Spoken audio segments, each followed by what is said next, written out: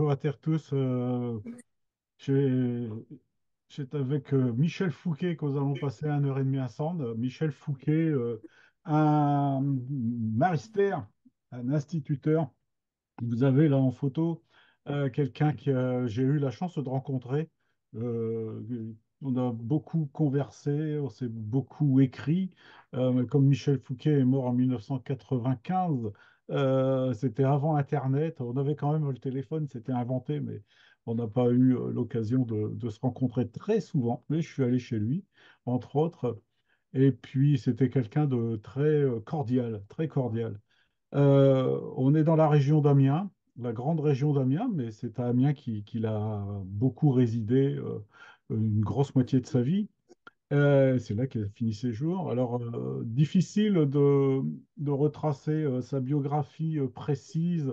Bon, je vais vous raconter un petit peu tout ce que j'ai pu trouver pour cette journée. J'ai appris beaucoup de choses en préparant. Euh, alors, Michel Fouquet, donc c'est son nom, hein, c'est son vrai nom. Son pseudonyme Picard, c'est Schmarister et tout un long. Marister, vous voyez, il s'en est revendiqué, instituteur de l'école laïque, né en 1912, 21 novembre 1912. La date n'est pas complètement anodine parce que vous imaginez que il est né la veille de la Grande Guerre et donc il va être orphelin de père à cause de la guerre. Et donc, il sera élevé par sa mère, par sa grand-mère paternelle, par sa tante maternelle. Voilà. Donc, lui et son frère, puisqu'il a un petit frère. Un petit frère, je vais vous raconter tout ça. Alors, il est né à Quérieux. Quérieux, je vous ai préparé une carte pour que vous le situiez. Donc, ça sera dans le document que je vous transmettrai. Une carte que je vais essayer de retrouver tout en vous causant. Donc, Quérieux, c'est au nord-est d'Amiens. C'est Quérieux, Pont-Noyel, la vallée de la Lue. C'est le pays de Laurent de Vim de l'Abbey, hein, si vous, voilà, on se connaît quand même un petit peu en Picardie. Alors, je vais vous partager la carte et comme ça, vous verrez les villages de la jeunesse, la toute jeunesse de Michel Fouquet. Alors, le problème, c'est qu'ils ont changé tout et puis que pour partager, voilà, c'est ici. Voilà. Donc, euh, donc là, vous avez la carte à l'écran. Quérieux, je l'ai placé au centre de cette carte. Quérieux, Pont-Noyel, la vallée de la Lue, la rivière, affluent rive droite de la Somme, qui va se jeter dans la Somme au niveau des Ortillonnages, Amiens et puis Camon, Rivry. Et puis Renneville, bon, c'est le pays paternel qui est Renneville, Bussy-les-Dours, là juste en dessous, on dit Dour, hein, on dit pas Daour, hein, on dit Dour, Dour en Picard. Auquel je vais faire allusion. Et puis, si on regarde un petit peu, Amiens, là, c'est une carte très récente, hein, c'est une carte que j'ai prise sur Google Maps, hein. Là, donc on est à Allonville, Allonville, après Allonville, c'est Amiens, c'est là, c'est la rocade d'Amiens, c'est le viaduc Jules Verne. Pour vous dire qu'on est donc tout près d'Amiens, et pourtant le Picard n'est pas le même. La prononciation est extrêmement nasalisée. Dans tout le nord-est amiénois, là, dans tout ce secteur-là, bon, j'aurai l'occasion d'y revenir prochainement. Et puis, c'est aussi, Amiens est déjà bien nasalisé, hein, sans le. Mais là, c'est encore plus marqué, et notamment chez Michel Fouquet, ce qui était assez déroutant. Alors, je tenais à faire une masterclass à propos de Michel, parce que c'est quelqu'un qui est oublié. J'en parlais très récemment avec Laurent Delaby de Vim. J'ai dit, mais tu as des renseignements sur Michel Fouquet? Il dit, j'en ai parlé dans le village à une occasion d'une de ses représentations avec Picaresque. Et puis, non, rien, personne ne le connaît, il est oublié. Alors qu'il soit oublié dans son village, c'est pas tout à fait étonnant puisqu'il l'a quitté. Il n'a pas exercé sa profession de maristaire dans son village, mais il est oublié quand même. Et pourtant, vous allez voir qu'il a une production littéraire qui est loin d'être négligeable. J'ai autour de moi 7 ou 8 bouquins, enfin bon, c'est quand même pas rien. Il a été secrétaire d'Éclitra pendant de très nombreuses années, pratiquement une vingtaine d'années, donc c'est quand même une période, une durée assez longue. Et puis, tout ça, oui, ça s'est arrêté il y a une trentaine d'années, hein, en 1995, donc 30 ans plus tard, il est oublié, Michel. Alors, quelques éléments biographiques. Son père, Auguste Fouquet, était né le 24 mai 1886. Vous voyez, enfin, j'aime bien rappeler que ces gens nés avant la guerre 14 ont été élevés par des parents, des grands-parents qui, eux, sont de la fin du 19e siècle, qui possèdent un Picard très quotidien, très naturel, très spontané. Sa grand-mère paternelle, c'est une mère célibataire. Donc, il n'a pas de grand-père de ce côté-là. Son père sera reconnu par sa mère. Il sera reconnu juste à la veille de sa majorité, c'est donc assez tard, hein, en 1908. Mais donc, ce papa était né en 1886 et dans les recensements, il est noté qu'il est tricotier. Donc, tricotier, c'est quelqu'un qui tricote, probablement du velours. Le velours d'Amiens, hein, Streck, qui a un nom picard pour le velours d'Amiens, le velours côtelé. Donc c'est probablement ça, je ne le garantis pas. Ce sont des petits métiers. Le terme de petit métier n'a rien de péjoratif. C'est simplement que ce ne sont pas des artisans, ce sont généralement des gens qui travaillent à domicile et qui sont qui ont par ailleurs une autre occupation. Ça peut être une occupation de fin de journée. Ça peut être une occupation d'hiver, par la période hivernale, et donc c'est tout à fait compatible avec la profession que Michel Fouquet m'avait rapportée pour son père. Il m'avait dit, papa, il avait été berger de communal. Donc on peut très bien être berger de commune dans le jour, l'été, et être tricotier l'hiver ou le soir. Hein, les deux sont tout à fait compatibles. Mais il n'a pas connu son père, hein, puisque son père va mourir le 11 novembre 1918. C'est pas difficile à retenir. 2 jours après Apollinaire et de la même cause, la grippe espagnole, la grippe contractée au front.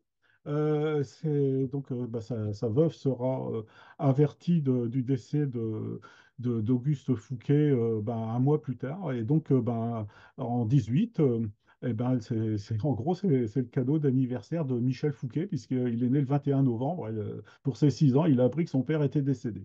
Donc, il n'a pas connu ce père qui était mobilisé. Il sera donc élevé par sa mère, Célina Dubas, Célina, hein, Dubas, qui était née en 1877, elle était plus vieille que son père, à Quérieux. Donc elle est de Quérieux, c'est donc le village maternel. Elle est fille du boulanger du village et d'une ménagère, et elle sera bonnetière. Alors là aussi, elle fabrique des bonnets, donc encore des métiers de tissage. Michel Fouquet aura un frère, Alexis, qui naîtra en 1914, juste avant la mobilisation, et qui a vécu jusqu'à 80 ans et il est décédé dans le Midi, à Vitrolles, côté de Toulon, en 1994. Michel Fouquet, dans sa toute petite enfance, vit tout petit avec ses parents, puis après, très rapidement, comme je vous l'ai déjà dit plusieurs fois, avec sa mère et sa grand-mère paternelle, qui est veuve et qui habite avec son fils, donc, et puis ensuite, elle va rester avec sa belle-fille. Michel Fouquet, donc après la Première Guerre, vit avec sa mère à nouveau, sa grand-mère, jusqu'au décès de la grand-mère. Et puis sa maman, je vous ai dit, elle était déjà un peu plus âgée, elle avait une grosse trentaine d'années quand il est né. Eh bien, elle va décéder. Et à ce moment-là, ils vont vivre avec la tante Clémentine, qui était dans un premier temps factrice des PZT, qui est veuve et donc une femme de plus dans l'entourage de Michel Fouquet, sa mère, sa grand-mère paternelle, sa tante maternelle, et donc cette Clémentine,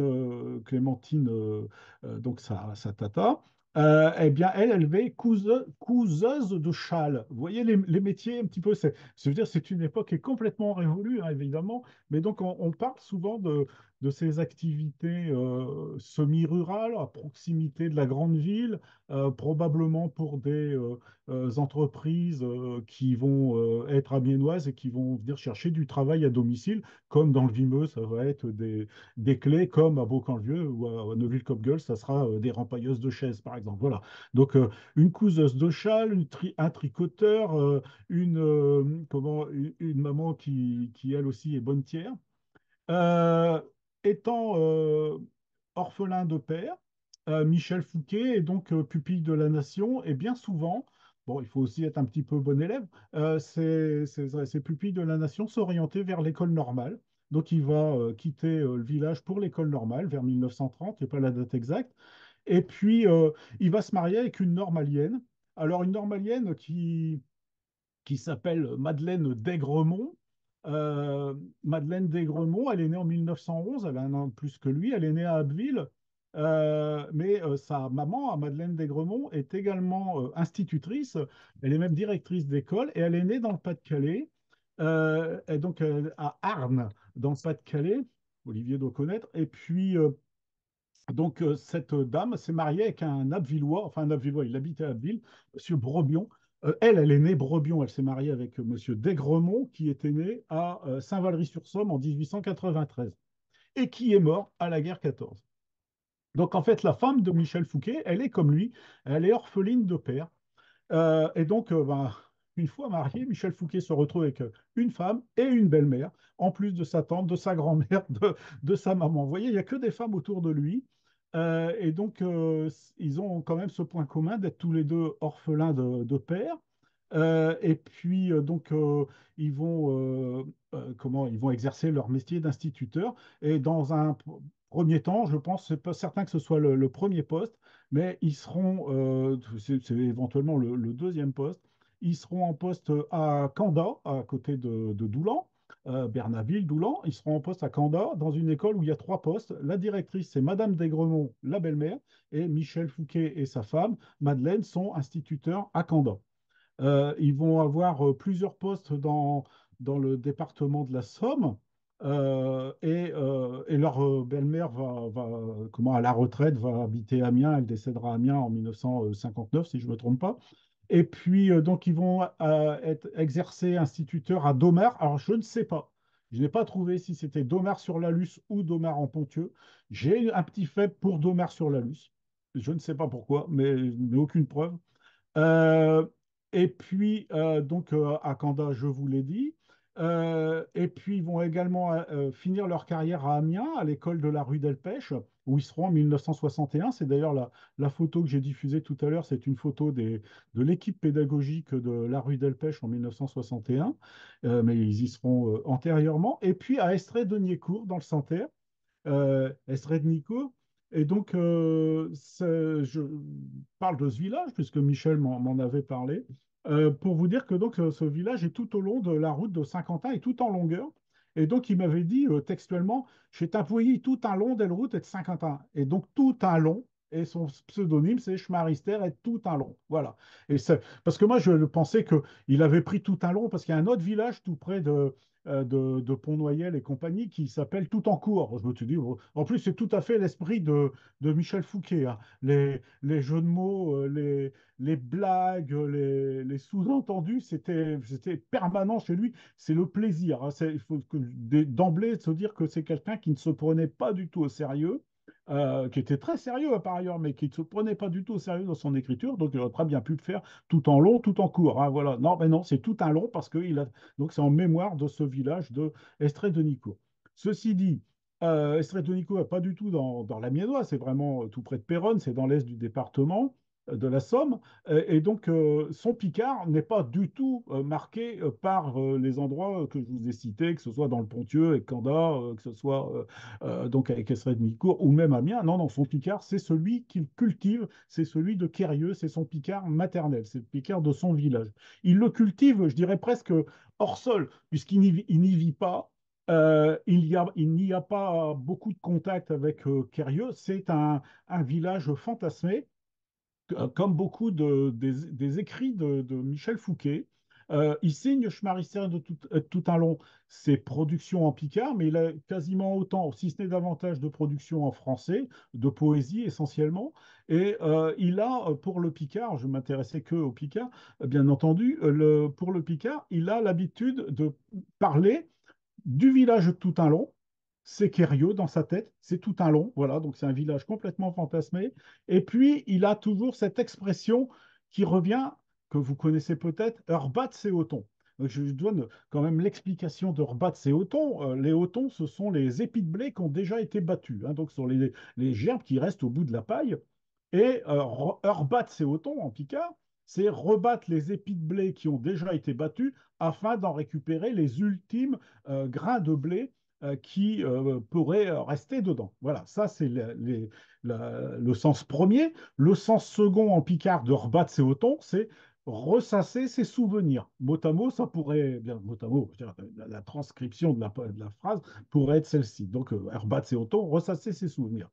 Chez Michel Fouquet, le mot Othon prend le sens uniquement de souvenir, souvenance, nostalgique, hein, quelque chose qui est très marqué par donc c'est un substantif qu'il crée, qu'il s'approprie. Il n'y a que lui qui dit méoton me reviennent, etc. Je veux dire, voilà, d'un méoton, il y a ceci, il y a cela. Donc il faut euh, accepter qu'il y ait cette déviation du vocabulaire chez Michel.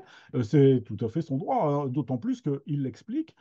Et donc, il est comme ça, c'est spécifique chez lui, hein, donc ça vient bien de l'expression Urbat Seoton.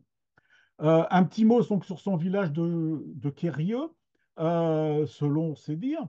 J'ai fait un enregistrement avec lui, donc j'ai pu réécouter tout ça grâce aux numérisations que l'agence elle a pu faire.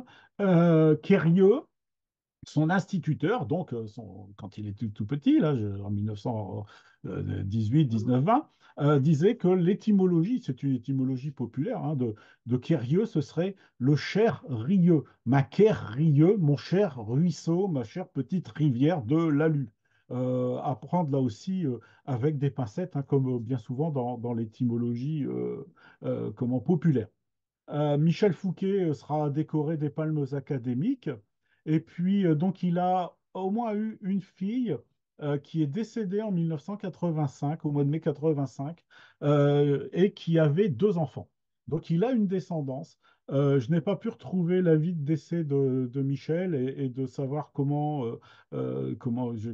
quels étaient éventuellement d'autres enfants. Je ne sais pas. Et ce que je ne sais encore moins, c'est qu'est-ce qu'est devenu son patrimoine de littérature qu'il a pu créer, et puis éventuellement sa bibliothèque, je ne le sais pas. Et à travers l'association Éclitra, je vous ai dit, dont il a été non seulement membre de très longtemps, dès la fin des années 60, début des années 70, jusque donc son décès, il y a très peu d'éléments qui sont. Éclitra n'est pas l'écriture dans Éclitra, il y a beaucoup de littérature, beaucoup de recherches historiques, beaucoup de documents, mais il y a très peu de liens sociaux. Et donc, il y a un hommage qui est rendu à Michel Fouquet par Philippe Pochet, le président en 95. C'est un hommage, bref, très sympathique, hein, mais il n'y a pas beaucoup d'éléments. Et dedans, Philippe Pochet remercie Madeleine d'avoir eu la patience de supporter le secrétaire d'Éclitra sur la table à manger familiale. Michel et Madeleine Fouquet habitaient tout près du stade Moulonguet, rue Aimère Ferrandé. Et donc, c'est là où je suis allé chez lui. Et c'est vrai qu'il y en avait plein à la table, hein. Je veux dire, donc, la table était envahie de documents d'Éclitra. Voilà, donc il y a cet hommage-là qui est fait. Mais il n'y a pas d'autres éléments, et donc ben, je sais qu'il est, pour en avoir parlé, et peut-être même à plusieurs, oui, à plusieurs reprises, de sa fille qui était décédée. Je ne sais pas quel âge elle avait exactement, 30, 30, 40 ans, et donc il a deux petits-enfants, et je ne sais pas du tout, et je ne sais même pas le nom marital de sa fille. Et ont-ils eu d'autres enfants? Je n'ai pas pu le trouver. Il a commencé à écrire, Michel, en picard. Il a écrit toute sa vie, hein. En français, il a écrit toute sa vie, mais à la retraite, à l'âge de la retraite, dans les années 70, donc il a commencé à écrire en picard. Il s'est tout de suite approché d'Éclitra. Il avait une vénération en particulier pour René Debrie. Il s'est énormément appuyé sur les travaux linguistiques de René Debrie et notamment toutes ses recherches de vocabulaire pour construire son œuvre, Michel. Et donc, à de nombreuses reprises, il rend hommage à René Debrie. Et puis, donc, il est lauréat de très nombreux prix. Bon, il aimait bien les prix, tout ça, il aimait bien envoyer tout ça, même à des prix où il fallait payer sa participation pour avoir un prix. Il faisait, enfin, bon, il passait à Abbeville, il passait chez Jacques Gulfi à Île-au-Clocher. Je veux dire, il avait quelques attaches par sa femme qui était née à Abbeville, donc il a quelques attaches dans l'ouest du département. Et puis donc il a de nombreux prix. Il a eu des prix à Rennes, Festival du Patois de Rème en 81, 82, le prix du Conseil général de la Somme. Alors, la petite plaquette, là, dont j'ai déjà eu l'occasion de vous parler, puisque Marie-Madeleine Duquesne a été également primée à l'occasion de ce concours Le Printemps en Picardie de mars 1985. Voilà, donc, le département de la Somme avait publié les lauréats, et lui, Michel Fouquet, a eu le premier prix en Picard, hein, tout ça. Il a eu le prix décerné par l'Académie d'Arras à plusieurs reprises, par Radio Lafleur, qui était une des premières radios libres, hein, on l'appelait comme ça à ce moment-là, avant qu'il y ait la libéralisation des ondes, à Amiens. Et puis, donc, il aurait eu comme ça une cinquantaine de concours littéraires dans lesquels il aurait été distingué. Voilà. Donc, dans le document que je vous transmettrai, vous aurez la photo complète de Michel Fouquet avec ses collègues de la rue Delpech. Et j'en arrive à son écriture en picard. Qu'est-ce qu'il a écrit, Michel Fouquet? Il a écrit plus de 1000 à 2000 textes en picard. Enfin, c'était quand même assez impressionnant. Euh, il a donné à ses œuvres, j'ai déjà dû dire plusieurs fois le mot œuvre, avec un Z devant, il appelait ça des ZZ. Mes œuvres immortelles. Voilà, c'est ZZ. Donc ça, c'était ses textes en picard. Donc, on voit marquer des fois ZZ sur des manuscrits. J'ai énormément de correspondance avec Michel. Et donc, il nous a envoyé ces ZZ. Alors, au fur et à mesure, il dit, ah ben ça y est, j'en ai 800. Puis, ça y est, j'ai passé les 1000. Ah ben j'approche les 2000. Enfin, voilà, donc, et comme ça. Puis, les numérotés. Alors, il y a une double numérotation, l'ensemble de ces ZZ et les ZZ en Picard. Puis, l'ensemble, c'est avec le français. Voilà. Donc, tout ça, ce qui fait qu'il y a une double numérotation. On peut s'y perdre un petit peu. Enfin, lui, s'y retrouver, c'est l'essentiel. Et donc, il n'y a qu'un classement chronologique comme ça qui se fait au fil du temps. Donc, un texte qui se suit peut être, il peut y avoir 82, 83, 92, parce qu'il y a eu 8 textes entre deux qui se sont insérés, quoi. Enfin, des choses comme ça. Bon, bref. Et donc, là, c'est pas aussi méthodique que Mozart avec les Köchel. Et donc, comment il a construit son écriture? Il l'a construite essentiellement, pas uniquement, et bien sûr sur la base de son imagination, mais il l'a construite essentiellement au niveau du vocabulaire, sur le travail de René Debry. Il avait chez lui des cahiers, et ça je ne peux pas vous les présenter, des cahiers des répertoires, dans lesquels il avait noté tous les mots de René Debry. Tous les mots, que ce soit des verbes, des adjectifs, des substantifs, tout ce que vous voulez, il les mettait, et puis il les cochait quand il les avait utilisés. Et quand il cherchait un mot, hop, il cherchait une rime. Bon, il avait l'habitude de rimer en français, hein, donc il cherchait dedans. Et puis, donc, il rayait le mot s'il l'avait déjà utilisé plusieurs fois. Et puis, hop, et donc, il voulait utiliser tous les mots de Picard qui étaient portés à sa connaissance. C'est donc pas forcément son Picard, c'est pas forcément le Picard de son enfance. C'est une langue littéraire construite par quelqu'un avec tout ça, il ne le faisait pas avec une méthode systématique, il le faisait essentiellement pour s'amuser, mais c'est ce qui pouvait également l'inspirer, un peu un travail un petit peu oulipien, hein, sur un certain date. Et qu'est-ce qui va être le marqueur de son écriture? Le marqueur, ça va être la nasalisation, essentiellement, grand 1, la nasalisation, et le Picard de l'Est amiénois, de l'amiénois. On a déjà vu avec Alphonse Pasquier, par exemple.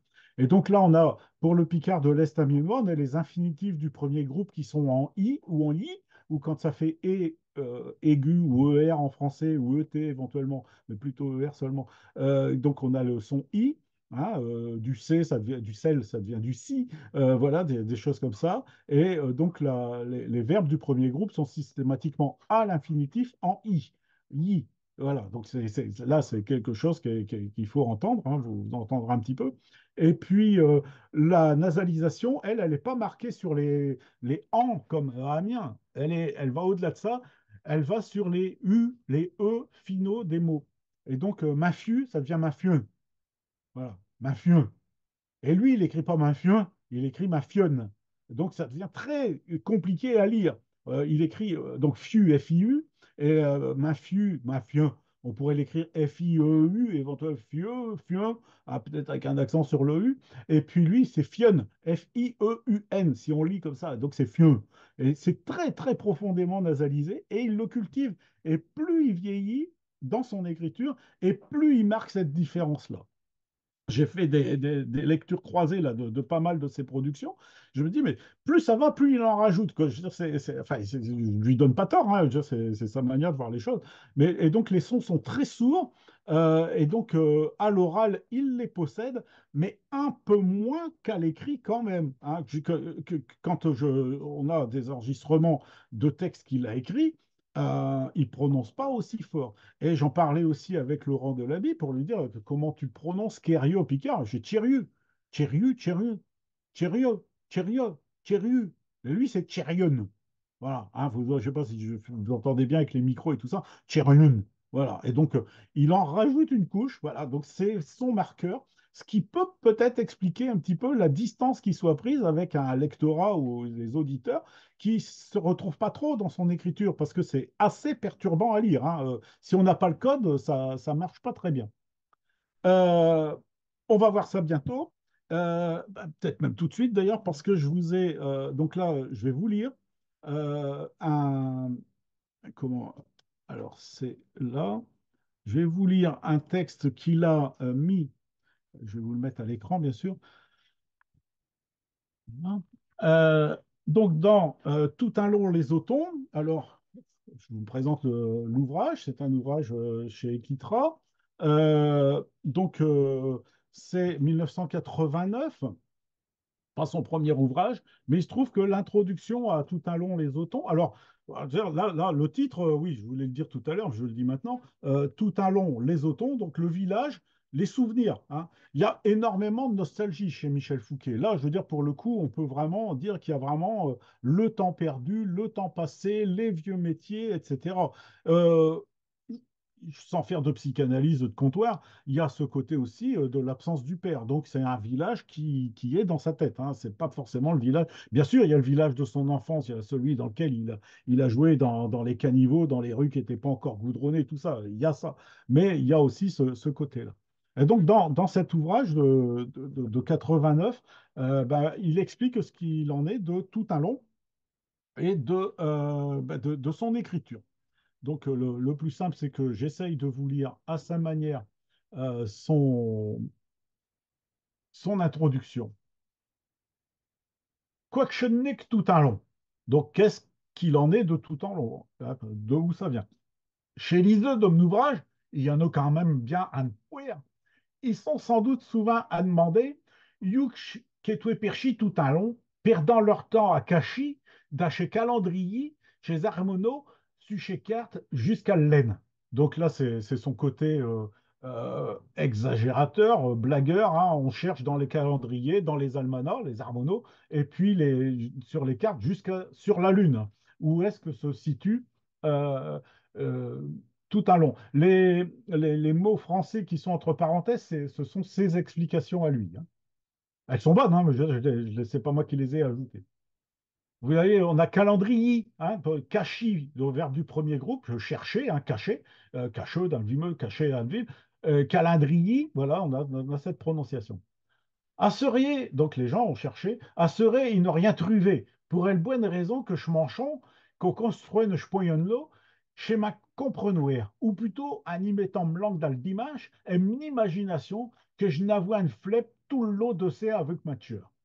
Donc les sons aussi nord-amiénois n'ont rien trouvé. Le verbe trouver, trevoir, trouver, là c'est truver. Là le U est attesté un peu partout, hein. Je pense qu'on l'avait aussi chez Gisèle Soué qu'on a déjà rencontré. Une langue d'al dimanche, ma langue du dimanche, de le, hein, donc l'article contracté qui devient du en français et qui fait dal dimanche. Une imagination que je n'avoue, j'en avais, donc le passé qui est également en i. Je n'avais une flemme, tout le lot de C avec Mathieu. Donc 2C, c'est le pain qui est frotté avec de l'ail. Un dossade, c'est du pain à frotter à l'ail. C'est un repas de moissonneur, par exemple. Donc tout cela a été frotté avec mon cœur, hein. C'est un sens imagé. Euh, une grande queuchie, donc une grande chaussée, ce sont ces grandes voies romaines, hein, qui traversent tout le nord de la France, en particulier de Vermont jusqu'à Amiens. Donc une grande queuchie, elle saluant à chaque côté des moisons, a vu que de temps en temps, une grange toute bistinchuin. Une grange, c'est une grange, hein, bistinchuin de travers. Une grande route qui s'en vaut tout droit filant à travers chez Caen, chez Mer, interdeuée et de Caroline. Donc les Carolines, c'est le peuplier de Caroline. Caroline ou Calorine selon les auteurs. Chez Pierre Duquet, sud-amiénois, c'était Calorine. Donc là, ben, il décrit un petit peu Estrednico, mais donc il explique que c'est tout un long. Chez un de chez village, où que j'étais maristère et de campagne, yoti un pubio meki, anémie possible. Mes autant, donc mes souvenirs, hein, dans le sens donc qu'il lui a fabriqué, mes autant, je lui en 7 moutons d'âme chervel, on fouet courir un plème sans que je puisse l'arrêter. Un PKV, donc c'est une envie subite, irrépressible, un PKV sortant du fond d'un penche, nous v'lodons à tout talent, a vu ses bras jeun, même chez Arsouille, ses bois baffreux, ai-je d'ose point dire, ses goulafs. Est-ce n'école, est-ce tiote église, est-ce plage si vivante, elle dimanche, a vu ses partains de plot, et puis ses monuments tout grun et de souvenirs. Donc tout grun et de souvenirs, voilà un mot pas facile à comprendre quand il l'écrit comme ça, puisque c'est tout gris. Donc il n'y a même plus le S à la fin pour s'y repérer un petit peu. Donc c'est la prononciation qui est souhaitée qui prédomine.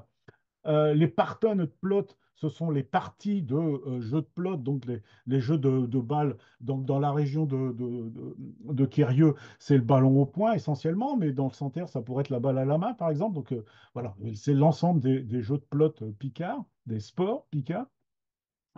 Chez tout le lot, tout un long, un village bien picard, a vu que c'est gens d'âge, couer quatre couilleux, cacouilleux, blagueurs, et puis c'est blanc bonnet, là un mot qui est connu un petit peu partout, curieuse comme d'épée, elle faisant chepron, bavarder, on a ça dans la miennois. Fouer chepron, c'est vraiment le bavarder sur, au moment de la sieste, on est sur pour certains, et puis d'autres qui ne font pas la sieste, on s'assit sur un pliant devant cette maison, puis on bavarde avec le premier qui passe.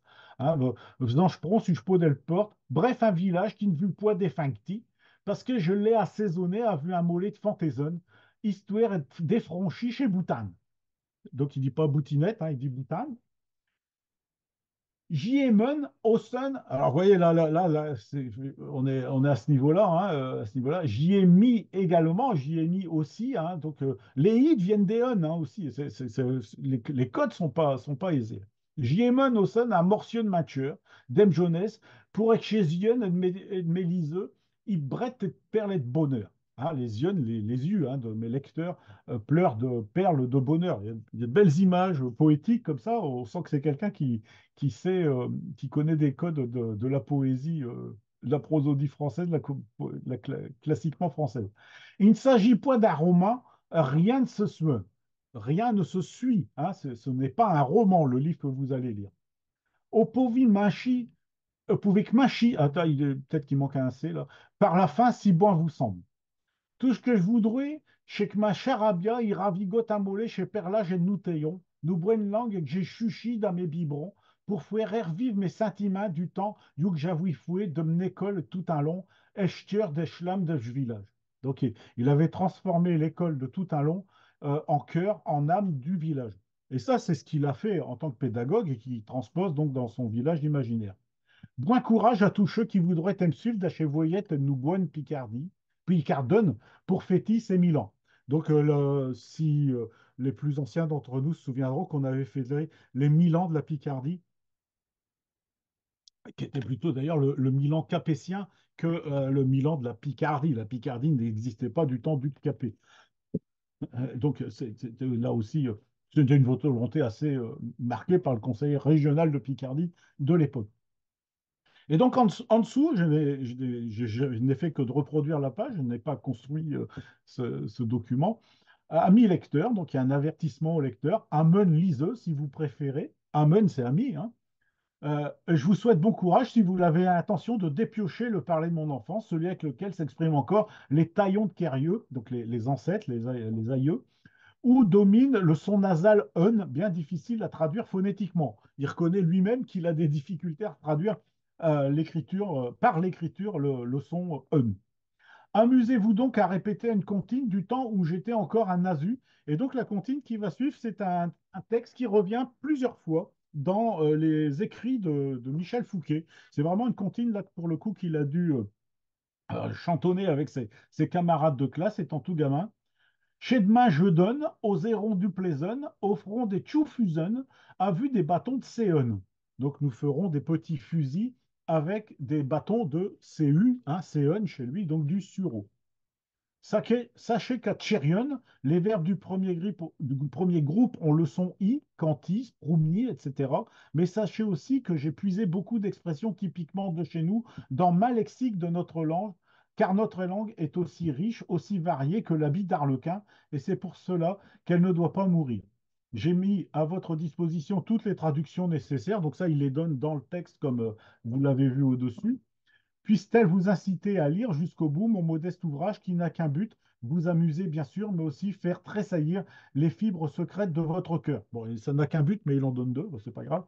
Mais ai-je réussi? Voilà. Et donc c'est Michel Fouquet, l'introduction à donc son ouvrage Tout un long les otons. Voyez que l'essentiel de ce que je vous ai dit, on le retrouve dans ses propres propos. Je vous dis aussi que j'ai gardé de lui, et depuis le temps qu'on s'est rencontrés, donc depuis une quarantaine d'années, cette notion d'habit d'arlequin qui m'est chère. J'aime que le Picard soit un habit d'arlequin, chacun y puisant sa couleur et y appréciant les couleurs des autres. C'est quelque chose que je trouve l'image assez parlante et sur un territoire comme ça, bah, il y a des petites couleurs qui se ressemblent ici, qui se dissemblent ailleurs, et ça me convient très bien quant à la richesse de notre langue vivante et à sa diversité. Donc ça, c'est Michel Fouquet donc, qui vous donne son approche du Picard. Vous voyez que dans son... enfin, moi, je le lis peut-être un peu entre les lignes, mais que dans son esprit, on est dans un village, on est vers les anciens, il parle des vieillards, il parle des blagueurs, de sa jeunesse, et de ces choses-là. Et donc, il n'est pas quelqu'un qui construit son Picard dans le moment présent. Cependant, il fait allusion dans ce qu'on vient de lire il dit, parce que mon livre, là, Tout un long, les autans, ce n'est pas un roman. Et ce n'est pas un roman parce que Michel Fouquet a écrit un roman en Picard. Voilà. Alors, je vous en parlerai tout à l'heure. Je vous laisse un petit peu sur la fin. Mais donc là, en 1995, il y a une quinzaine d'années avant, il a écrit un texte qu'il a intitulé Roman. Vous allez voir de quoi on parle. Mais avant ça, on va quand même l'écouter pour ne pas. Ah oui, il faut quand même que je vous donne un peu sa bibliographie, puisque je vous ai dit qu'il y avait beaucoup de choses. Euh, donc son premier recueil publié, c'est chez Éclitra, c'est celui-ci, c'est Thierry Mapouillon, donc Thierrieux, mon pays, 1986. Bon, ça vient le printemps en Picardie, là c'était 95, mais ça c'est un texte parmi les autres. Il y a également donc ensuite les fables de La Fontaine. Alors là, on est avec les fables chez Michel Fouquet. Hop, ça focalise mal mon bazar, hein, bon. Comme ça va. Voilà, les fables de La Fontaine, elles sont tout un long.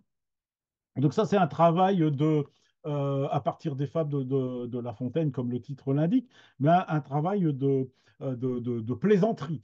Donc il ne fait pas une traduction, il fait une réécriture, c'est à la sauce de tout un long, hein. Donc c'est vraiment à la manière Michel Fouquet. Et donc il y a des fables qui finissent complètement à l'envers de la morale construite par Jean de La Fontaine. Et puis, il y aura ben, la suite, Hervlot, Fab tout un long. Voilà. Toujours chez Eclitra. Bon, donc, ce sont des textes qui peuvent avoir une fonction pédagogique, par exemple, aussi, hein. Je veux dire, ça n'est pas. Si on sait que c'est écrit dans un contexte de plaisir et d'amusement. On a donc tout un long Les Autons que je vous ai présenté, là, qui s'insère entre les deux bouquins de fables. Et puis ensuite, on a donc une promenade romantique d'un bilingue à travers Amiens, alors avec un titre très long et en français, qui cache en fin de compte beaucoup de textes en picard, quasi pas la grande majorité est en picard, 1990, toujours chez Equitra, avec des dessins de Darguès, voilà. Donc un livre format 21-29-7, celui-là. Alors le problème, c'est que toutes les archives des Clitra, que sont-elles devenues? Où sont passées les caisses de bouquins et puis les archives des Clitra? Ça, on n'en sait rien. Et puis, enfin, à moins que Olivier ait eu des renseignements, mais moi, on en a cherché, on n'a pas trouvé il y a quelque temps encore. Et puis, donc, vieux métier, plein d'autons et puis d'ergrès. Quand on lit bien le titre, là, vieux métier, plein d'autons, plein de souvenirs, plein de nostalgie et de regrets, hein. Donc, on est vraiment dans un autre registre. Mais attention, c'est pas, c'était le bon vieux temps, c'est dire, voilà, n'oublions pas le passé. Là, c'est pas retournons dans le passé, c'est n'oublions pas le passé. Bon, toutes, toutes les cartes qu'ils m'ont envoyées, tout ça, c'est dans les bouquins. Il y en a une quantité de correspondances, tout ça, c'est là-dedans. Voilà.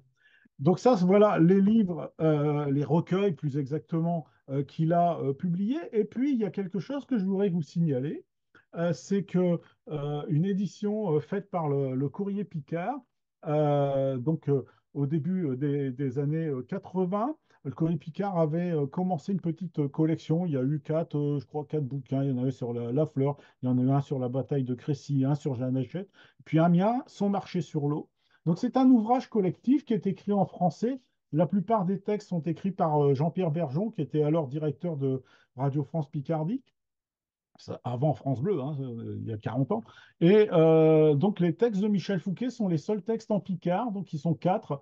Les textes sont illustrés de Jean-Marc Agricola et puis Claude Le Panier, qui était un spécialiste de Jules Verne, qui est décédé maintenant, donc avait également contribué à cet ouvrage collectif. Et dedans, bah, les seules pages en picard et en couleur sont des textes de Michel Fouquet. Et on a la chance à la fin, j'en ai fait une reproduction, d'avoir une photo des quatre protagonistes. Donc Michel Fouquet est donc pour vous, ouais, c'est sur la gauche, voilà, c'est ça. Et puis bah, Jean-Pierre Bergeon est tout à fait à la droite, et puis il y a Le Panier, et puis Jean-Marc Agricola qui sont à côté, voilà, sur un bateau à cornet, le bateau de chez Ortillonnage. C'est à ce moment-là qu'on a Amiens a remis en place, place Parmentier, la tradition euh, du marché sur l'eau, du marché aux légumes, donc produits dans les ortillonnages. Alors, on va écouter Michel. Alors, je vais vous le mettre là comme ça. Donc, c'est un texte qui est issu de son premier ouvrage, Tyrion Mapoyen, voilà, de celui-là. Je ne l'ai pas ressaisi, je voulais laisser donc dans son jus. C'est un peu, bon, je dirais comme ça, il y a l'authenticité, on va pas changer des choses, mais il y a cette authenticité-là. C'est un petit peu le défaut des Clitra. Vous verrez, je vous ai mis plusieurs textes comme ça, c'est que les textes sont faits bruts et ils sont saisis, et s'il y a des fautes, tout ça, voilà. C'est un peu plus, voilà, c'est un peu aléatoire. Vous remarquerez dès le deuxième vers que tout à l'heure, on a eu le mot sureau avec seun, hein, qui est donc dans une écriture plus récente. Et là, vous allez avoir cu, c'est dans une écriture plus ancienne. Donc, il ne marque pas la nasalisation, bien qu'il va marquer poyon, hein, Tyrion, mais un poyon, il va mettre. Mais donc, il surnasalise, je ne sais pas si c'est exactement sa volonté, mais en tout cas, il prend une habitude d'écriture dans laquelle il nasalise de plus en plus, ce qui n'est pas forcément ce qui est dit. Donc là, ce texte-là, je le partage et en même temps, je vais partager le son. Alors déjà, comme ça, ah ouais, mais là, si je fais ça, je ne peux plus rien partager. Ah bon, hors commage. Alors, c'est ma poignée. Hein. Alors, si je veux partager, voilà. Bon, vous m'arrêtez si vous entendez pas, hein. Je mets en route. Bien Anishi et l'on de la lue, au mi-temps de ses bouts, ses CU, on ne peut point se tromper. Chez bien le, herbillé, main tout poyen. J'ai tort ses entailles, ses marées, ses peuples qui rotondent d'alvé près. Tâchez de me comprendre, mes amis. On n'oublie jamais Saint-Poyen. J'aime ses mains de sol, puis ses pâtures, vieille église mûchée de verdure, ces anciennes maisons à pailleux n'ont rien de plus vieux que ma vue poyeux. Je revois tout, dit Saint-Monument, Saint-Pont sur rivière, Saint-Melun, puis ces grands tout au long de Chérin. Il est bien picard, ma poyeux. Savez-vous qu'il n'y a rien de plus vieux tout au fond de Saint-Parc que Scatieux? Que voyez-vous là-bas, étant un peu chez l'orgueil et le main boin poyeux?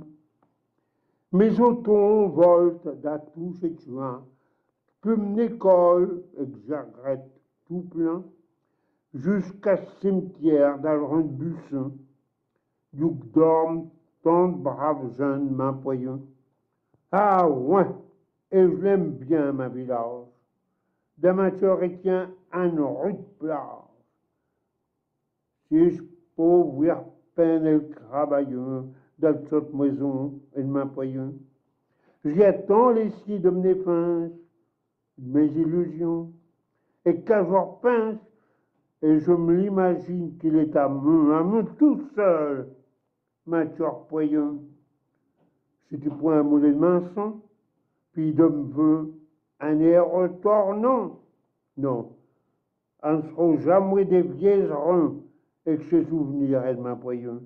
Ils sont tous dits lots d'amateurs, dansants, tout vertigants, d'albeurs qui montent toutes roses devant mes yeux, car je me ramène ma poyeux, et sous tout que de moison, et je paradonne mes rataillons, on l'avait reconnu, chez Thierry. Jamais je n'oublierai ma poyeux. Bon, vous m'entendez à nouveau? Bon, là, bon, j'espère que vous avez bien écouté. On réentendra hein, Michel tout à l'heure. Moi, je trouve, il écrit plus de nasalisation que je n'en entends personnellement. Hein. Il dit Thierryeux, il dit pas Thierryonne, mais bon, voilà. Alors, il le disait après, mais c'est ça. Donc, bon, bien niché, hein, le long de l'alu, au mi-temps, au milieu de ses boues. Boues, là aussi, c'est une prononciation bien aviennoise, les bois les petits bois, les forêts, quoi, les petites forêts. Chez CCU, donc j'y reviens pas. On ne put point, donc on ne put point, c'est le verbe pouvoir, hein, P-U-T, logiquement, il faudrait quand même montrer la conjugaison. On ne peut point se tromper, chez bien le. Donc quand il dit chez bien le, on aurait presque l'impression qu'il dit c'est là, c'est ici. Et non, c'est là, c'est bien lui. Hein, là, ce le là, c'est lui. Herbeille macho poyeux.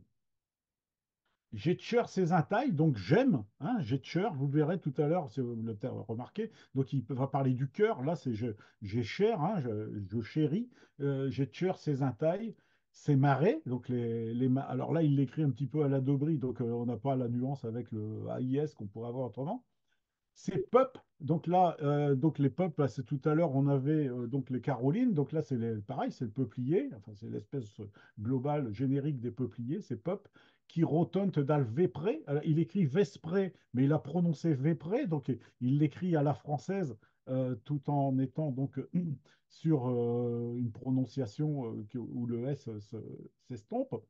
Tâchez de me comprendre, mes amis, on n'oublie jamais Saint-Pouilleux. On n'oublie pas son pays, jamais. J'aime Sekman Sol, Sol S-O-L-E, hein, logiquement, hein, c'est les chemins de sol, hein, c'est comme en français. Et puis c'est pâture. Esviel l'église, Muchi d'Alverdure, donc Muchi, donc c'est participe passé, hein, il ne l'a pas accordé là. Ces anciennes maisons à Payonne, en paillis, donc en torchis, là aussi, il fait une extension de sens sur le mot paillis. Et logiquement, le paillis, c'est du torchis, mais sans la structure bois qui le maintient. Il n'y a rien de plus vieux que ma vue poyenne.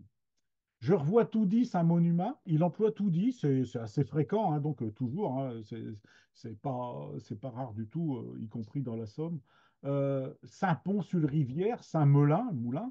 C'est Grange, là il écrit Grange, tout à l'heure il avait Granche, hein, donc il avait une écriture là, plus proche du français, mais en même temps plus proche de l'ouest du département.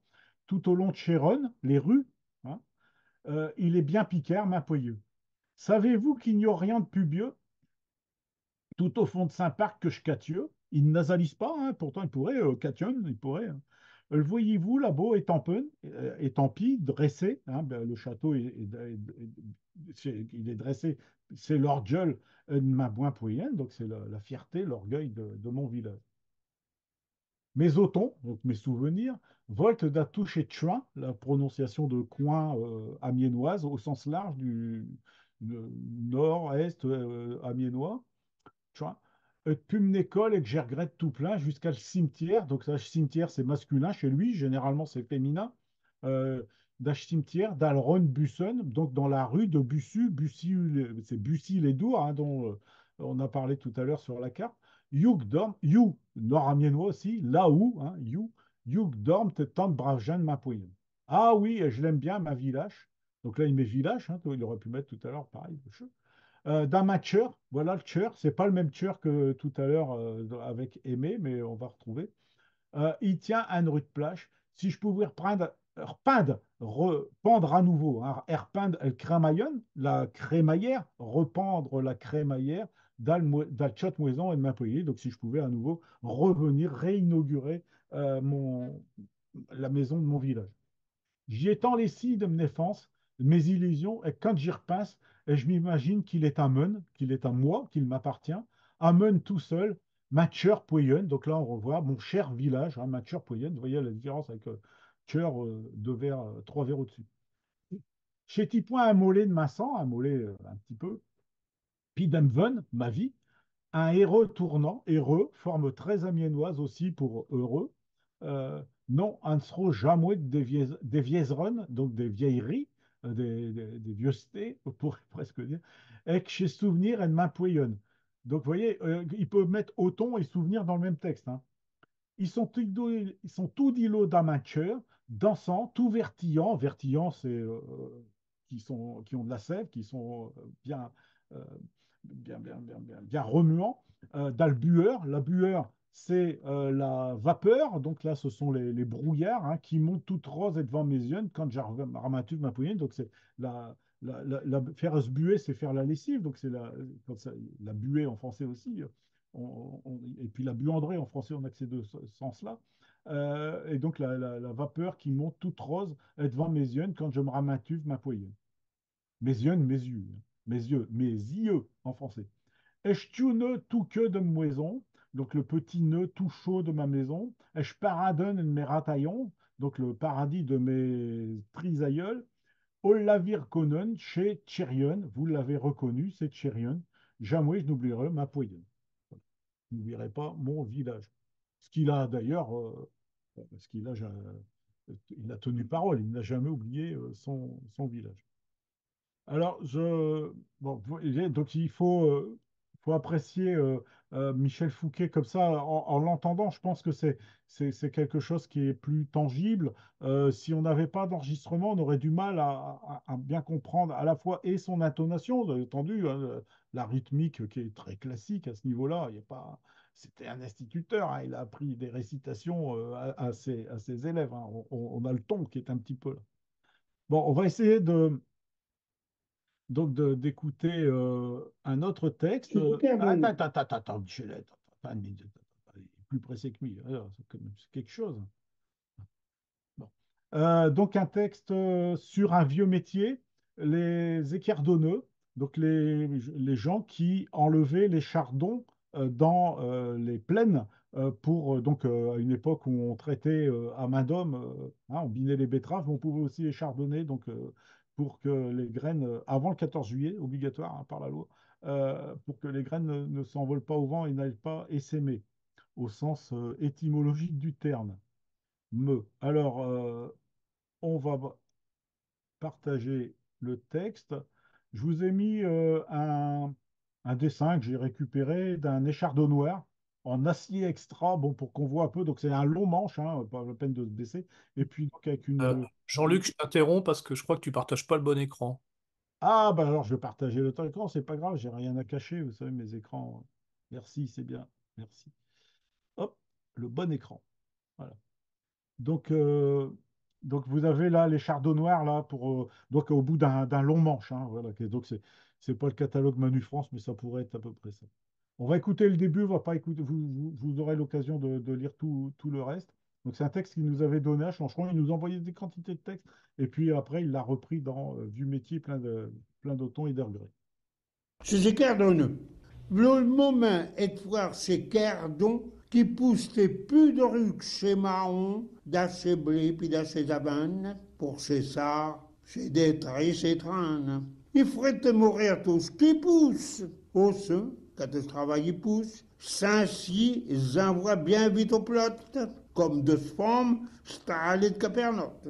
Herbéillé chez les cardonneux, ce n'est ni d'ocleux, ni des tarineux. Ils enfoncent le écardonoué puis d'un cotode, souille d'Elter, ces cardons qu'ils avaient d'Angie, sans jamais et net et crampi. Conti chez mouette et ses cardons, et chide avali un gorgeon, vous êtes bien aise en sous soleil, accouti siffli chez Ourmerne, youk secté, Marius tralala, turbé oui voulez chez Pia autour des sclotis du condo. Ah, c'est qu'une avouée du bagot pour perli tes vagues, pis tes vieux, et puis tes terres du Valéreux. Alors tu n'avoues que de pauvres têtes crevées, tout comme un échémette. Mais Bon, si vous voulez bien, on va arrêter là parce que je voudrais vous présenter d'autres textes. Donc, il y a un certain plaisir. Alors, je viens de remarquer que j'avais oublié de recopier un vers, mais je le corrigerai avant de vous l'envoyer. Il y a des personnages, Marius Tralala, c'est des personnages récurrents dans l'œuvre de Michel Fouquet. Donc, je vais vous commenter ça. Et puis, bah, vous avez vu qu'il parlait du Kanda, donc d'un village qu'il a bien connu, puisqu'il y a été enseignant avec sa femme et sa belle-mère. Donc les coupeurs de chardon. Hein. Voilà le moment de faire ces cardons, de faire donc les chardons, donc les faire, ça veut dire les enlever, bien sûr, qui poussent les pudrucs chez Mahon, les marrons, les coquelicots. Daché blé, puis daché zavane, les avanes, l'avoine, pour chez Sarre, chez des tristes étrennes. Alors, Sarre, c'est un mot qui revient souvent alors quand je dis souvent, c'est presque très souvent chez Michel Fouquet. Euh, en fait, c'est le mot français. Quand on a dans la toponymie, les essarts, etc., ce sont des endroits, pas forcément en plaine d'ailleurs, mais où on a enlevé les bois pour faire passer une route, par exemple. Hein. Donc, on a essarté, hein, c'est le mot français. Et donc, il emploie ce mot français qui est pas utilisé, il l'emploie, mais très fréquemment. Euh, c'est c'est même avec lui que j'en ai appris, j'en ai cherché le sens et que je l'ai appris il y a bien longtemps. Voilà. Pour chez Sars, chez des tristes étrennes. Donc là, les Sars, donc s'il y a des chardons dans des plaines qui ont été déboisées, eh bien, ce sont des tristes étrennes. Voilà. Il faut être mourir tout ce qui pousse. Mourir, c'est très amiénois aussi. Hein. Saint-Cy, le censier, le cultivateur qui paye le sens, hein, au sens au sens, oui, le sens au sens donc des corvées avant la Révolution française. Hein, ça fait partie des privilèges qui ont été abolis. Et ils avouaient bien vite au plot. Donc là, envoyer au plot, c'est envoyer valdinguer. Hein, c'est pas, c'est un sens imagé par rapport à tout à l'heure, le jeu de plot comme des femmes stralées de capernotes. Alors, capernotes, ce sont deux sens. La graine du fusain, c'est la capernotier, c'est la plante, le fusain. Les capernotes sont les petits fruits. Je dis la graine, non, c'est les fruits contiennent la graine. Donc, les capernotes. Et puis, bah, c'est l'ensemble des grains du chapelet et qu'on égrène. Donc, la tralée, c'est une grande quantité. Donc, on peut imaginer que la femme, elle fait ses prières ou elle raconte ses prières en touchant comme ça les graines du chapelet. Et puis alors, c'est également eh bien, le fait euh, euh, de radoter. Il y a un petit peu ce côté-là, donc de toujours ressasser la même chose avec les capernotes. Donc il y a beaucoup d'images à la fois un peu bucoliques de campagne et puis le côté un peu de la empreinte de la religion ou bien d'une vieillesse qui radoterait un peu. Herbeilly chez Zéquierdonneux, donc regardez-les, chez ni Zocleux ni des Trineux, donc des Zocleux, c'est des malapates, c'est un peu des feignants, un petit peu sur les bords, ni des traînards. ils enfoncent le écarts de noir, puis d'un coup de chod, d'un coup de coude, ils souilloftent del terre, chez Kerdon qu'ils envoient d'Anji, sans jamais n'être écrampi, sans jamais en être fatigué, être fourbu. Hein, écrampi, c'est fourbu. Canti, chez moi, et chez Cardon, Etchid, avali un gorgeon. Donc là, on a une construction une pensée pas très picarde pour le coup. Hein. Etchi avaler un cordon, hein, ça serait avaler un gorgeon de cidre. Hein, voilà, la rime, elle veut que la rime soit en rond. Osette Biennaise, un souche soleil, Accouté, Siffli chez Zourmel. Je crois même qu'il dit Ourmerle, si on écoute bien. Donc, écoutez, siffler les merles. Hein, les ormelles, merles, chez Neurmel, Ormel, Mauvière dans le Nord, mais voilà, de merle. Merle noir. Yuxekte, Marius Tralala. Donc il faut imaginer que Marius Tralala était un de ces équerdonneux. Sur Bewi Voli chez Pia Pia. Donc les Pia Pia, ce sont les oiseaux, les sansonnets. Tout autour de Shklochi du Kandou, donc le clocher de Kanda, euh, village tout près de Doulan, je l'ai déjà dit, je crois. Ah, que tu n'avouais du bagot pour Perlit Tevac et puis tes vieux. Vous avez entendu comment il scandait ce passage-là? Ah, que tu n'avouais du bagot, du bagou, hein, pour Perlit Tevac, puis tes vieux, et puis Téter, du Valéreux. Le Valéreux, c'est un lieu-dit tout près de Beauval, donc de Canda, bien sûr. Alors que tu n'avouis qu'elles peuvent être trouées autant qu'un échemette, donc tu n'avais que ta pauvre tête trouvé comme un échumette. Une échumette, c'est une passoire. Donc, ça ne devait pas être un bon élève à l'école, hein, tout bêtement. Et donc, voilà, il a trouvé une place dans la société chez Zécardone. Bon, vous lirez le reste du texte. Je vous remettrai le vers qui manque quand même. Euh, Ça fera mieux. Ça fera mieux, ça fera moins désordre. Chez Zécardone. Alors, je vais vous montrer un. Hop, voilà. Ah, hop, voilà. Donc, je vais vous partager vous les lirez, ces manuscrits, le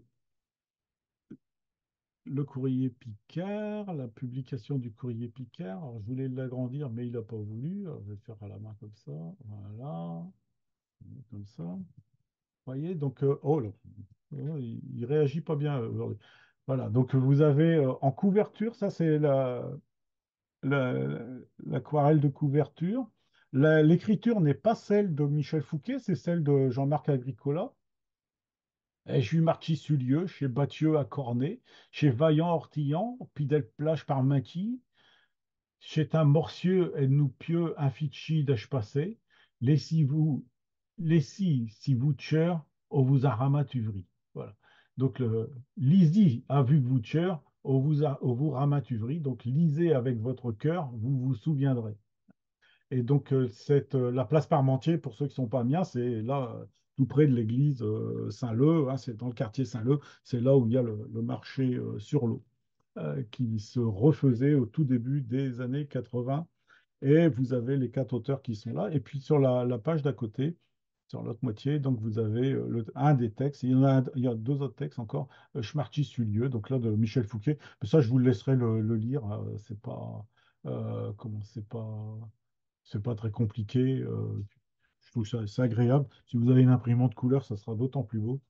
Euh, et on le trouve encore d'occasion, hein, ce petit recueil-là. Je vous dis, il y en a un en vente sur eBay en ce moment. Alors, voilà pour ça. Et puis là, maintenant, on va regarder une fable, puisqu'il a écrit des fables. Ah, ça me refait le même coup que tout à l'heure, c'est quelque chose. On est des débutants, hein, c'est quelque chose. Donc, c'est Glenn aux œufs d'or. Et donc, la poule aux œufs d'or. Donc, vous allez voir comment ça se passe avec Michel Fouquet. Elle sauce tout un long, hein. Il a toujours bien insisté sur cet aspect-là des choses. Hein. Qui est avaricieux peut devenir tout d'un coup tout aussi pauvre, exemple, à Vivelio d'Asgob, Toulouse, chez de La Fontaine, bien sûr. Voyons donc, mieux ça se passe à ce temps. Chez vous, grand-père est tout un long, il raconte dans le longtemps, Saint-Cy Philo, c'est Saint-Filon, ah oui, un grain qui, d'Asgardant, lui conduit toujours des mêmes soins, bondit si jument à chien médor, Mussy au mi-temps de Sébastien, un nu, un or. Mais nous ainsi connaît sous une barbe, son lot érudit immangeable, il hérite réussi des problèmes, mais de réciter nous la fontaine, il y a lui-même des idées d'aspect, hein, tous les jours, prendant les roulettes, ce muchon, la louis à cochon, porti es nu al banc du pont. Il nous portait comme nous des chiens. Il faut qu'il offre des merveilles. On l'avait adminé, Mr. Font. Il a attaqué, pédant, des saints épidémies, les glandes qu'il donne, au pauvre comprendre, des cartes rendues à plein panier, si bien que l'eau fut ingénieur marchand et France et Pinnavar.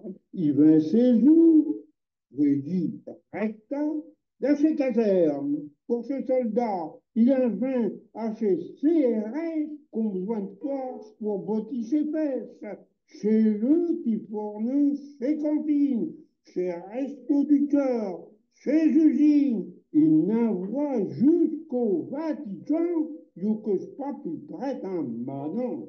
Un jour, ils en vendront de la laine. Ah, il fut défoncé de bouteille. Il y a un autre, je sais plus, il met à sec. Mais le, donne la voir, il se porlec. Et tout l'eau, pourquoi? Vous savez, pour avoir un jour après une belle femme qui nous permet de point faire comme sticotué et spoglan comme un vrai minable. Mais et pour l'eau, je peux me vanter chez Gara, ça me qu'il est devenu, et je voulais de raïs comme Crésus, picateur. Il est sur ses yeux. Voilà. Bon, c'est assez simple à comprendre, d'autant qu'il a noté quand même le vocabulaire le moins courant. Euh, bon, il y a des choses un peu surprenantes dedans. Par exemple, que Manon, moi, Manon, c'est pas un riche notable. Pour moi, c'est là, il fait un faux. Jean-Luc, Jean-Luc, attends, excuse-moi, mais on n'a pas vu le c'est texte. ce que j'allais dire, Jean-Luc. Tu n'as pas Oui, partagé l'écran. comment? Tu n'as pas partagé ton écran. On n'a pas vu Ah, mais le texte. fallait le dire. Mais on ne Fallait... savait pas si tu partageais ou pas en vérité. Voilà. Oui, oui. Voilà, donc, Bon, ben, là, je vais partager. Bon, donc, du coup, je vais. Vous voulez le réécouter ou bien vous voulez que je commente? Non, oui, commente, commente, Bon. oui. Donc, bon, donc c'est la poule aux œufs d'or. Bon, vous avez saisi, j'imagine que donc le coconnier, là, celui qui va vendre les œufs, en fait, il a tenu compte de la leçon de La Fontaine, donc il va s'enrichir grâce à ses œufs, il va multiplier donc son poulailler en vendant ses œufs. Mais donc, tout en commentant, on va revenir mot à mot, hein. Donc, Shtik est avaricieux peut devenir tout d'un coup tout aussi pauvre que Job, a vu que lieu d'Asgob. Donc, ça, voilà. Tout l'eau chez de La Fontaine, bien sûr. Voyons donc, Huckman, Caspas, acheteur. Donc, comment cela se passe désormais? Donc, on va tenir compte de la leçon. Il a un ton très, très instituteur. Moi, j'ai l'impression de réentendre mon institut de CM1 là, en train de nous faire une dictée. Là. C'était comme ça, avec les ponctuations et tout. J'ai vu grand-père être tout un long, donc on retrouve le village de tout un long, hein. Il raconte, avec dans le jeunesse, Saint-Cy Philo, chez Saint-Chounon, bon, il s'appelle Philo, philosophe peut-être, avoué à une glaine, une glaine, une poule, hein, voilà, qui, d'âge gardant, l'y pondouit toujours, d'âge même tuin, donc elle pondait toujours au même endroit dans le jardin. Il n'est pas très. Vous voyez la rime là, hein, Gardant, tu vois, hein, Gardin, au lieu de mettre Gardin, Gardant, donc il fait une nasalisation amiénoise. On a des textes un peu plus récents hein, par rapport à ce qu'on a vu tout à l'heure. Demandez si je. Hein, ah, je tiens mes dehors. Muchi au mi-temps de chez Bachin. Donc les Bachins, Bachinés, ce sont les renoncules, les boutons d'or. Un nu, un or. Mais nous ainsi connaissons le fab. Sans l'eau, il aurait été immanchable, il est trucidé, le pauvre Glenn. Hein, donc il aurait tué sa pauvre poule s'il n'avait pas connu la femme. Mais Dressiti du La Fontaine, il y avait mis, donc lui avait mis des idées d'asthète tous les jours, prenant les rouellettes le petit chemin. C'est souvent un chemin, une différence avec un sentier, mais qui longe plutôt un mur ou qui longe une rouellette. Et ce muchant, il a loué à Cochon, donc à Chausson, à Pantoufle, nous nommé, porti est nu à le banque Dupont. Voilà. Il nous portait comme au des chiens. Puis quoi qu'il l'offouait de cet argent, parce que la banque, bien sûr, elle a transformé les œufs en or, et quoi qu'il l'offouait de cet argent, on l'avait adiviné, mes enfants, il a accaté pédant, le fiero, bon là, lui-même malin, des chiens et puis des millets de glaine, qui lui donnent, on pouvait comprendre, des cartrons, donc là, c'est une ancienne unité hein, de cartron d'œufs, c'est l'unité de vente des œufs sur les marchés hein, les us, donc les œufs, à plein panier, les paniers, si bien que Colvelo, je pus ingénieur, donc le voilà devenu, je pus ingénieur, marchand et de France, et puis de Navarre. Il vint ses us, puis recta, donc Rubis-sur-Longue, d'acheter caserne pour chez soldats, il en vint chez CRS qu'on besoin de forge pour botter chez fesses, là, je n'ai pas besoin de traduire. Chez Leun, c'est lui qui fournit chez Cantine, qui fournit les cantines, chez Resto du Tcheur, qui viennent tout juste de naître, hein, au moment 87, hein, c'est le début des restaurants du cœur. Euh, il fournit chez Resto du Cœur, chez Usine. Alors, Usis, alors là, il y a des fautes, véritablement des fautes de frappe. Hein. Il n'envoie jusqu'au Vatican, il palatalise un Vatican. Yuk Pape, il traite un manant. Donc en manant, moi, c'est là je disais tout à l'heure, c'est que pour moi, il y a un faux sens avec la traduction, l'interprétation riche notable. Maintenant, bon, là. Enfin bon, il est bien vu par le pape. C'est comme ça que lui entend sa phrase. Un jour, il invadera sur l'aine. La conquête de la Lune est encore dans les mémoires. Ah, il peut défranchir ce boutaine, donc il peut se défroncer le ventre, la boutinette, donc il peut rire. Iano Kshepoul, donc là c'est le sens argotique du mot poule. Hein, Kshepoul, ils mettent à sec, mais lui, Dennavoir, Isporlek, donc il joue avec les deux sens de Glen et de poule à ce niveau-là. Pillo, pourquoi? On le savait, donc et cela, pourquoi? On le savait, pour avoir un jour, après une belle femme, qui y permen, donc qui lui a permis, pourquoi un thé au bout, je ne sais pas, d'un poifouer comme ah oui, il manque les trois dernières. Comme Ch'ti tué Espov Glen comme un vrai minable, donc pour ne pas recommencer la bêtise de celui qui a tué sa poule pondeuse comme un minable. Mais et tout là, je peux me vanter, que c'est grâce à moi, donc c'est grâce à moi qu'il est devenu, et je vous l'ai dit, riche Crésu, puis qu'acheteur, il est su ses yeux. Donc c'est grâce à moi, alors on peut imaginer à moi l'instituteur qui lui a appris la leçon, qu'il est devenu riche comme Crésus et qu'acheteur, il est sur ses œufs. Donc là, un jeu de mots, donc avec un dicton français assez connu, assez répandu. Voilà. Bon, vous aurez un ça, vous pourrez les relire, les revoir. Euh, je vous enverrai aussi, on va pas le voir là, sonner à ma vue taillon, donc une forme de prosodie française, le sonnet. Vous aurez ça, c'est un texte de 1984. Euh, et puis, donc là, il n'y a pas l'enregistrement, mais je m'en vais vous le lire. J'ai trouvé ce texte-là très sensible. Alors, je vais le partager pour tout le monde, et y compris pour Micheline et pour moi. Voilà, je vais le grossir. Hop, Chat Glen et Piche l'étoile. Savez-vous que nous tchot pouillette ne vu plus saponi sur etsuchfien. Saponi, vraiment c'est un terme pour les poules. Hein, c'est vous voyez la poule qui va se mettre à plat au moment de pondre. Hein, et donc elle saponne. Etsuchfien, donc le fumier, ni fouer d'âge plan des calipettes, ni pondre ses œufs d'un saint mannequin. Donc c'est le petit nichoir où elle doit pondre habituellement. Moi, quoique chez Calodon, sainement d'esmer, elle grosse dondon. C'est vrai que les mères poules sont assez corporate. À l'avouer à l'ours, ai-je coquelé. Envoyer à l'ours, c'est envoyer à la poubelle, envoyer au loin, vraiment rejeté. Ai-je coquelé, donc le jeune coq, quand il y fouait ses amitiés. Puis, elle s'erdrèche comme un coda, donc un coq, un dindon, tout en fouaisant des éparsins, donc en faisant un peu de manière, beaucoup de manières même. Mais quoique chez Docalon, on ne plus matcher de ourlons. Les ourlons, ce sont des hannetons. Pareil qu'on en revoit cette année. Allez, tous deux, et Berlucci, Saint-Croupion devient tout défraîchi. Donc elle est toujours énervée, ébouriffée. Saint-Croupion devient tout rafraîchi. Allô, ces deux yeux tout couviches. Les yeux couviches, c'est des yeux qui sont malades, qui ont des cachis, qui sont rouges. Et puis acheteur, elle veut tout guerdiche. Alors, tout guerdiche, je n'ai pas retrouvé le sens, mais je pourrais vous le trouver si vous me le demandez. Mais quoique chez Calodon, ces deux ailes, ils sont toutes berlons, elles sont de travers. Elle m'en dit les dons, Almajet, Kotoudi, ceinture, un ginget.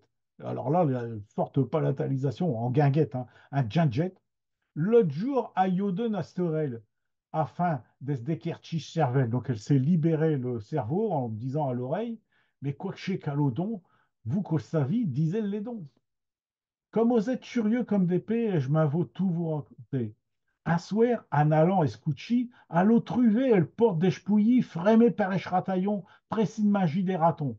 Donc, au moment d'aller se coucher dans le poulailler, je pouillis chez lui, frémé par Ashrataillon, donc fermé par l'ancêtre. Donc la porte était fermée par l'ancêtre, lui était pressé de manger des ratons. Donc des ratons, ce sont des crêpes, hein, crêpes épaisses, ou des landimoles, voilà, des ratons.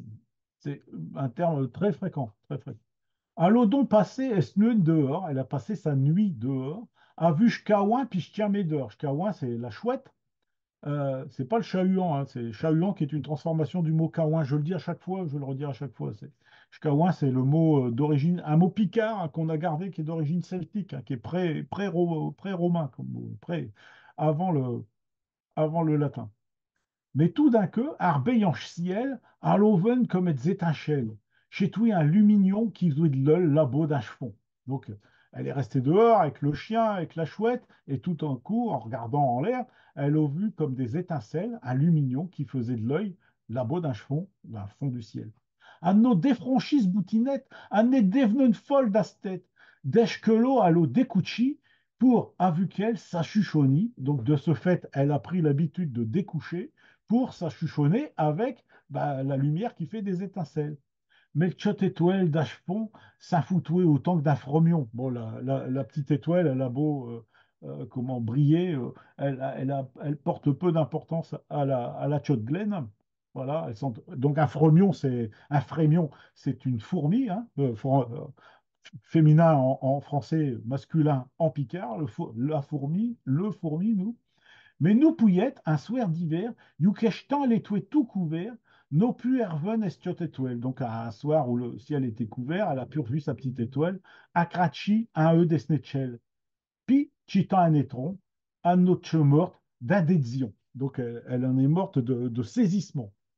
Allons monter tout droit là-haut, sans capieux, à pied des queues. Donc elle est montée droit au ciel, puisqu'elle est morte maintenant, sans chapeau, à pied des queues, donc à pied des chauds, à pieds nus, hein, et si bien est comme un mal à pattes, comme une mal elle n'est pas à droite, elle au berzilli, je bout de ses pattes, un attend d'ach tout gros des stamen per cortillon.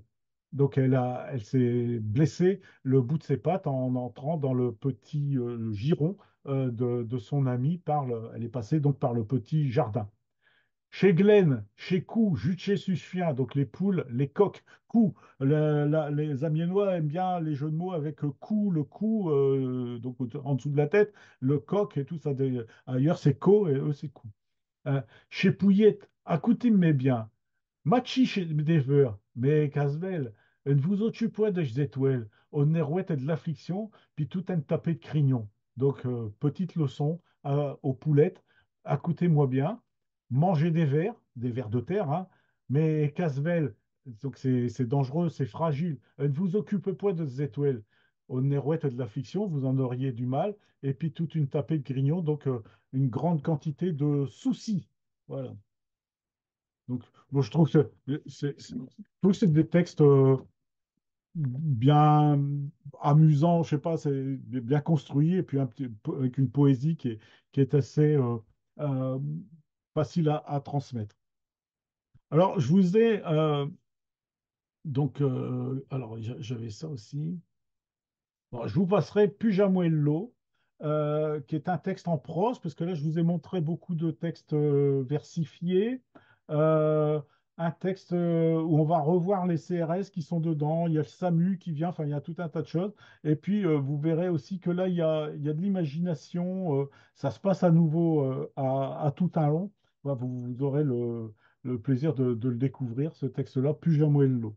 Mais comme l'heure tourne et qu'il nous reste quelques minutes, ben, je vous ai dit tout à l'heure que Michel Fouquet avait écrit un roman. Alors, je ne sais pas combien il y en a d'exemplaires, mais ben, je l'ai là devant les yeux. Le texte s'appelle 2050. Vous voyez, c'est ça, c'est ça, et c'est une photocopie de son manuscrit recto. Euh, il est connu comme étant un roman daté de 1980, écrit en novembre-décembre 1980, en 4 épisodes, avec en fait assez peu de pages, hein. Il y a euh, une vingtaine de pages manuscrites.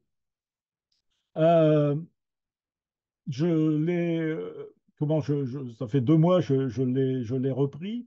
Je le connaissais, hein, le texte. Je l'ai saisi. On va l'éditer pour qu'il soit connu. Parce que les gens, on a eu plusieurs fois l'occasion, soit dans des conférences, des choses comme ça, les conférences de Jean Leclerc, de parler des romans, des textes longs en prose. Et puis, donc, c'est un peu comment. Là aussi, un fantasme de se dire, ah, il y a des romans, on n'y a pas accès. Bon. Euh, Soyons honnêtes, c'est pas un roman. C'est pas un roman, c'est un récit assez long. Il y en a des bien plus longs. Si on se replace il y a 45 ans, 79, 80, un texte d'une vingtaine de pages écrit par épisode, ça n'était pas fréquent du tout. Euh, le, le propos, c'est marqué roman picard d'anticipation. Donc on est tout à fait dans l'époque des ovnis, dans l'époque de la guerre froide, de la guerre atomique, et en fait on est dans un scénario post-atomique où tout a été rasé sur Terre et il ne reste plus que 50 survivants qui se trouvent être des gens qui parlent picard. Donc, il y a aussi l'idée de la survie du Picard à travers un événement dramatique qui se passe dans pas loin d'Amiens. Enfin, tout a été tout a été rasé partout, mais reste pas loin d'Amiens parce qu'il y a des gens qui sont cachés dans les grottes de Naour. Voilà. Hein, donc, il écrit Naour. Il dit pas Nord. Il dit pas Neur. Voilà. Euh, L'écriture n'est pas excessivement travaillée. En le relisant, je me suis même aperçu qu'il y avait des prénoms qui variaient pour la femme. Voilà, au début c'est Phrasi, puis après c'est, je sais plus, enfin bon, ça change. Bon, je dis, mais attends, j'ai pas compris ce qui se passe. Euh, on a enfin tout, une grande partie de ce qui fait l'actualité de 1980 qui est dedans. Par exemple, et je dirais presque surtout, puisque ça vient dès le début, Coluche qui se présente aux élections présidentielles de 81 et qui cherche ses 500 signatures et qui devient donc dans ce roman président de la République française le 1er avril 1981. Voilà. Il y a un contexte avec les ovnis, la guerre atomique, mais il y a aussi les chocs pétroliers qui sont là. Donc l'essence se raréfie, elle devient chère, et donc on va falloir évacuer. Et comment on sait tout ça? On retrouve un vieux morceau, un vieux journal du Courrier Picard qui est daté de cette époque-là, parce qu'on est bien longtemps après tous ces événements, et donc on revient là-dessus. Il y a à la fois alors c'est assez bizarre qu'il ait mis ça, parce qu'à l'époque, Samara n'existait pas, et donc on a l'impression d'être à Samara, ça pourrait se passer là, parce qu'ils utilisent des outils quasiment préhistoriques. Euh, et puis, il y a des conversations. Il y a un personnage qui revient à 2 ou 3 reprises, c'est Einstein. Einstein, qui est un espèce de savant fou qui a inventé quelque chose qui a fait qu'il n'y a plus rien sur Terre. Il y a tout ça. Donc, tout ça mis bout à bout, ça nous emmène quand même dans pas mal de domaines. Et puis, il y a quelque chose qui arrive, alors là, dès la fin de la première page du récit. Ah, si monsieur Debris est puis vaillant et puis bloqué, et puis tous êtes savants déclitera jusqu'à Stom et plem et de l'équipe, Fouché, il sait Querlo, ils a souhaite donner, il s'en souhaite devenu un bléieux. Donc, il cite d'emblée René Debris, Vaillant, qui était l'archiviste des archives départementales, Claude Claude Bloquet, qui habite à un côté d'Amiens, et puis au nord d'Amiens aussi. Et puis il se cite lui-même, Fouquet, et un peu plus loin, il va citer Jean Pédeboeuf. Voilà, et donc il va parler de tout un tas de personnages, parce que ce- un de ses propos, c'est le problème de la disparition du Picard, de sa survie dans ce contexte-là, mais aussi d'amener la paix. Puisque s'il n'y a plus qu'un seul langage, on ne se fera plus la guerre. Et donc, il décrit dans l'ensemble de son long texte les moments de guerre qui sont présents à ce moment-là, et étonnamment. Alors, les Russes vont envahir la Pologne, euh, les Palestiniens font la guerre aux Israéliens et réciproquement. L'Iran, l'Irak sont dans ce texte-là, c'est-à-dire qu'il y a toute une actualité. Et quand je l'ai relu, là, il y a 2 mois, mais je dis, mais il l'a écrit la semaine dernière ou il l'a écrit il y a 45 ans? C'est assez impressionnant comme quoi le temps passe, mais pas grand-chose n'évolue autour de nous dans le monde dans lequel on évolue. Alors, tout ça est très, comment tu veux dire, c'est riche en vocabulaire, c'est écrit avec une nasalisation qui est déjà bien présente, et donc je me suis permis de chercher, puisque j'avais réécouté les textes là, qu'on a entendus, dits par Michel Fouquet, je me suis permis de chercher une autre forme d'écriture de sa nasalisation qui, qui autorise donc de surmonter un certain nombre d'obstacles. Plutôt que de mettre le N, j'ai mis le U avec un accent grave comme dans où, hein, où est-il? J'ai mis ce U-là en fin de mot, ce qui a permis de laisser derrière les féminins, les pluriels, les conjugaisons, et je les fais lire à 3 personnes qui vont dire, bah oui, on comprend là, comme ça, on comprend. Voilà. Et donc, en mettant un avertissement, je pense que ça permettra de donner à ce texte une lecture plus fluide, avec, je vais dire, des carences en vocabulaire. Il y a des choses qui... Bon, alors, Naour, j'ai cité tout à l'heure, au lieu de Neuert, mais il y a d'autres carences en vocabulaire.